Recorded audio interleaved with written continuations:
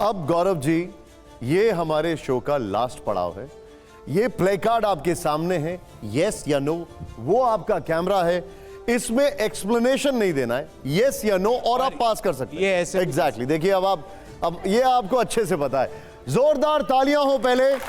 हर सवाल पर तालियां और हौसला अफजाई जरूरी है।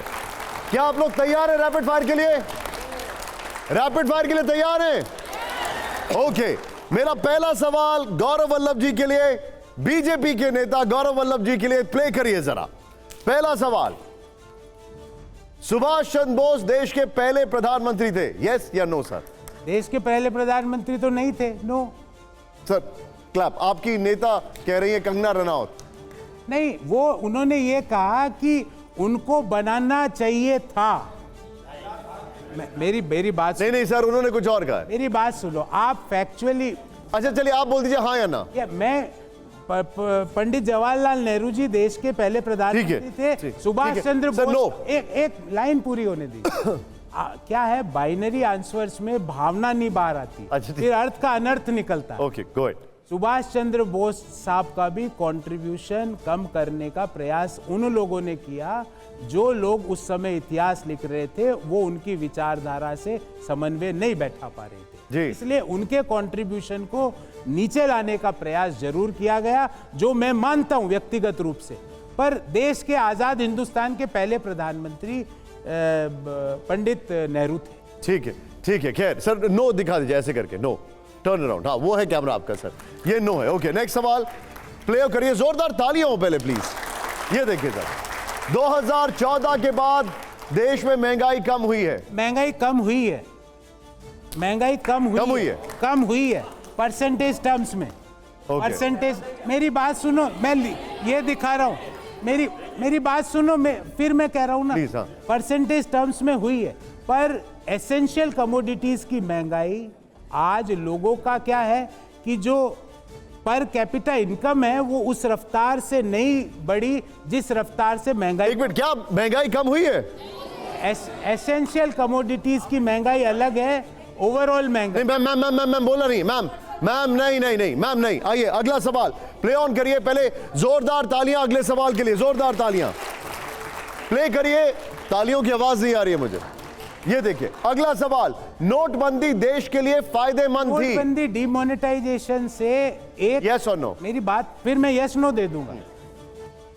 डिमोनेटाइजेशन से देश में एक बड़ा फायदा हुआ है और एक नुकसान भी हुआ, दोनों बता देता हूं। बड़ा फायदा ये हुआ है कि जो कालाधन लोग एकत्रित करने की सोचते थे या करना चाहते थे, कई इस पे डिस्प्यूट होंगे कि साहब कालाधन सिर्फ नोट्स में ही नहीं हो सकता, जमीन में भी हो सकता है, सोने में भी हो सकता है, फॉरेन बॉन्ड्स में भी हो सकता है, कई तरीके से हो सकता है।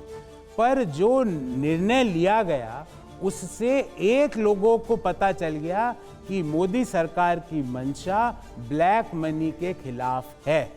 और दूसरा जो नुकसान हुआ वो अनऑर्गेनाइज्ड सेक्टर और इनफॉर्मल इकोनॉमी को नुकसान हुआ। लेकिन क्योंकि वो कैश बेस्ड इकोनॉमी। तो ये यस है या नो है सर? मैं इसको ये करूंगा, मैंने दोनों आपको एक फायदा और आपने कितनी बार कहा कि इससे बंटाधार हो गया? साहब मैं तो आज भी बोल रहा हूं, एक नुकसान भी बता दिया, एक फायदा भी बताया। चलिए ठीक है, फायदा अब समझ में आ रहा है मुझे क्यों बता रहे। जोरदार तालियां हो जाए जरा। आइए जरा अगला सवाल तालियों के साथ प्लीज। यूपीए सरकार भ्रष्ट थी? भाई मैं तो उसके पार्ट था नहीं, पर जो मैं तो उस समय कांग्रेस में था नहीं, मैं तो नौकरी करता था अपनी। पर जो पत्रों में और जो वीडियोस में आता था वो तो ये आंसर है। तो आपने भ्रष्ट सरकार वाली पार्टी को ज्वाइन कर लिया? इसलिए मैंने कहा ना कि भाई मैंने ये सोचा कि नए लोगों की, नए आइडियाज की वहां पर जरूरत है और मैं अपना फिटमेंट वहां पर बेटर समझ रहा था उस समय। तो क्या अब आपको ये बीजेपी के लिए लग रहा है कि नए लोगों के, नए आइडियाज की जरूरत है? पर वो जो 3 कंडीशंस जिसको लेकर मैंने कांग्रेस पार्टी छोड़ी, वो आज भी अपनी जगह पर बिल्कुल सही है। आपको 2014 में नहीं पता था कि भ्रष्ट है? मैंने ये सनातन के विरोध का पहला नारा तो फिर सनातन आ गए आप। फिर राम मंदिर की प्राण, मेरे तो 3 कारण 3 बता दिए ना आपको। सनातन का विरोध, राम मंदिर की प्राण प्रतिष्ठा में नहीं जाना, और मैं आपसे पूछ रहा हूं 2014 तक आपको पता था कि भ्रष्ट है कि नहीं? भाई अखबार में तो मैं यही पढ़ता था, ये आंसर है। ठीक है, चलिए ओके। आइए, जोरदार तालियां हो, जोरदार तालियां। आइए जरा अगला सवाल। अगला सवाल है, एनडीए में, दिखाइए जरा, प्ले करिए, एनडीए में परिवारवाद नहीं है, यस या नो? अब मैं आपको ये कहूं कि व्हाट इज द डेफिनेशन, आपका और मेरा डेफिनेशन में अंतर हो सकता है। पहले मुझे, because this is not a term which is defined properly. अच्छा, ठीक व्हाट डू है। यू मीन बाय परिवारवाद? जब आप उधर होते तो अलग डेफिनेशन होती है, इधर होती है तो अलग व्हाट होती डू यू है। मीन बाय परिवारवाद? What do you mean? आप मुझे बताइए, आप बता दीजिए। मैं मेरा दृष्टिकोण बता देता हूं कि अगर कोई व्यक्ति कोई पद पर इसलिए बैठा दिया जाता है कि वह उस व्यक्ति का पुत्र या पुत्री या उसका दामाद या जवाई या काका के नाना की चाचा है, बिना योग्यता को देखे, तो वो परिवारवाद है। मुझे ऐसा लगता है कि मोदी जी ने परिवारवाद को कंट्रोल करने का भरसक प्रयास भारतीय जनता पार्टी में किया। एनडीए में है? और एनडीए में है या नहीं? मेरी पूर्व पार्टी में, मैं आपको एक वाकया बताता हूं निशान।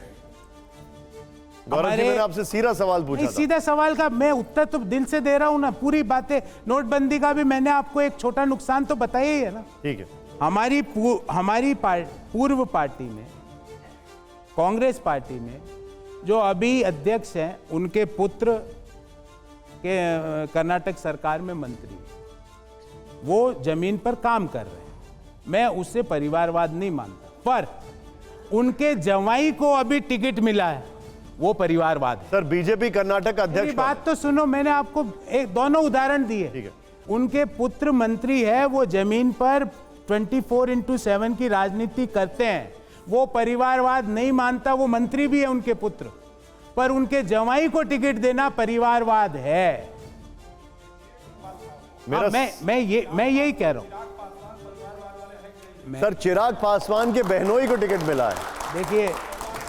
देखिए, अब इसमें मैं मेरा पर्सपेक्टिव डालूं हाँ ना में, उससे अच्छा है देश की जनता को डिसाइड करने दो। जो परिवारवादी है वो हार जाएंगे और जो परिवारवादी नहीं है वो जीत जाएंगे। जोरदार तालियां हो। मेरा अगला सवाल, थोड़ा जोरदार तालियां हो। यह सवाल शायद आपके लिए बहुत ज्यादा कठिन नहीं होगा, दिखाइए जरा, यस या नो में जवाब। सर, राहुल गांधी दूरदर्शी नेता है। मैंने कहा ना, is not fit for politics. इससे ज्यादा, इससे हार्श स्टेटमेंट मैं नहीं दे सकता। जो फिट ही नहीं है, फिटमेंट ही नहीं है। अब आपको कि जो आपका जो सेकंड लास्ट वर्ड है ना, वो फिटमेंट ही नहीं है, तो जो नेता नहीं है उसमें दूरदर्शिता वाला सवाल कैसे आएगा? तो हाँ या ना? उत्तर है नो। ओके, ठीक है। अगला सवाल सर, अब इसमें हाँ या ना, सीधे आइए जरा, जोरदार तालियां। मोदी सरकार आई तो देश की इकोनॉमी 5 ट्रिलियन होगी। 5 trillion is a small number. We should aim for 10 trillion और we should aim to achieve the China's economy.